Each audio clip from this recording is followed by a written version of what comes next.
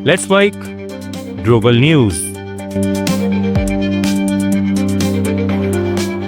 नमस्कार, let's my global news में आपका स्वागत है। मैं हूं राखी जैन। अमेरिकी प्रशासन ने एक बार फिर ग्रीनलैंड पर कब्जा करने की बात कही है। बीबीसी के मुताबिक व्हाइट हाउस की प्रवक्ता कैरोलिन लेविट ने इसे अमेरिकी सुरक्षा के लिए अहम बताया। उन्होंने कहा उनकी टीम इसे साकार करने के लिए कई तरीके तलाश रही है, जिनमें सैन्य बल का इस्तेमाल भी शामिल है।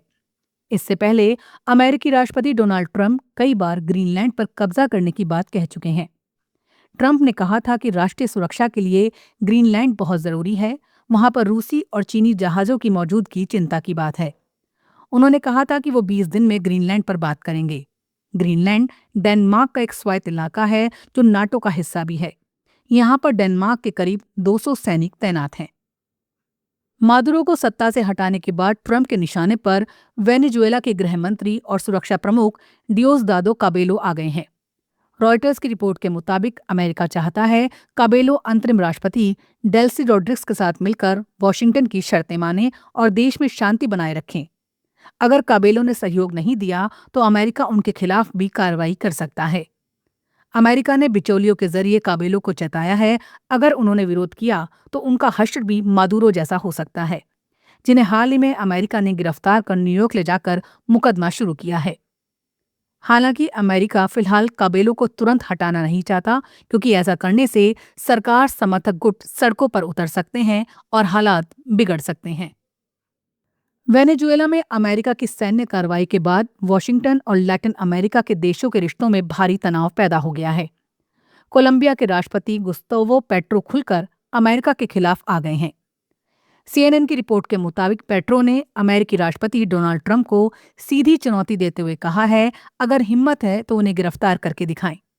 उन्होंने कहा वो कोलंबिया में ही मौजूद हैं और अमेरिका का इंतजार कर रहे हैं। पेट्रो के इस बयान ने पूरे लैटिन अमेरिका में सियासी हलचल तेज कर दी है। उन्होंने ये बयान वेनेजुएला के राष्ट्रपति निकोलस मादुरो को गिरफ्तार करने के बाद दिया। गौरतलब है कि मादुरो भी अगस्त 2025 में डोनाल्ड ट्रंप को इसी तरह की चुनौती दे चुके हैं।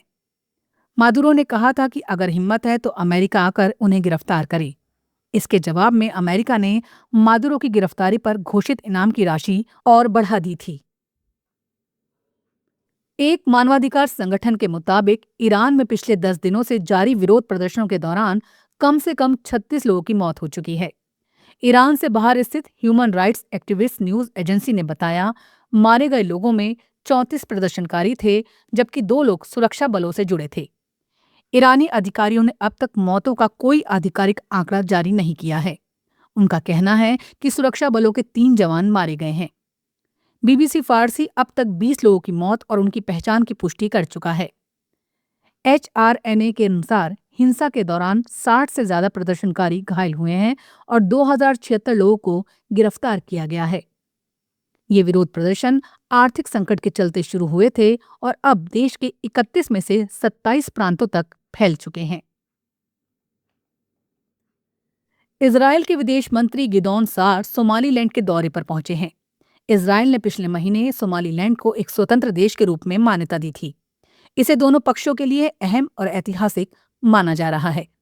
दौरे के दौरान गिदोन सार ने सोमालीलैंड के राष्ट्रपति अब्दुर्रहमान मोहम्मद अब्दुल्लाही से मुलाकात की।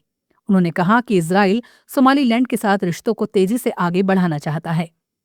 राष्ट्रपति अब्दुल्लाही ने इस दौरे को बड़ा दिन बताया। पिछले महीने इजरायल दुनिया का पहला देश बना जिसने सोमालीलैंड को स्वतंत्र राष्ट्र के रूप में मान्यता दी। सोमालीलैंड ने 1991 में सोमालिया से अलग होकर खुद को स्वतंत्र घोषित किया था, लेकिन अब तक उसे अंतर्राष्ट्रीय मान्यता नहीं मिली थी। फिलीपींस में बुधवार सुबह 6.7 तीव्रता का तेज भूकंप आया। अमेरिका के भूवैज्ञानिक सर्वेक्षण के मुताबिक भूकंप का केंद्र सेंटियागो के पास दर्ज किया गया।